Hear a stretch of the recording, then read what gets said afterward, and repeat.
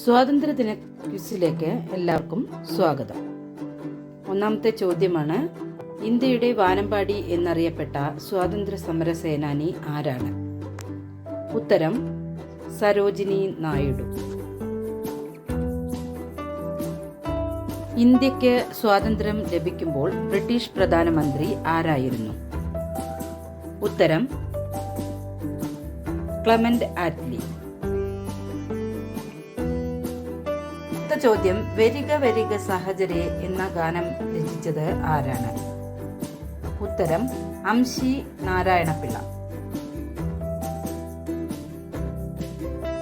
അടുത്ത ചോദ്യം, quit India സമരം നടന്ന വർഷം ഏതാണ്? ഉത്തരം 1942. അടുത്ത ചോദ്യം, ഗാന്ധിജിയുടെ നേതൃത്വത്തിൽ ഇന്ത്യയിൽ നടന്ന ആദ്യത്തെ ബഹുജന പ്രക്ഷോഭം ഏതാണ്?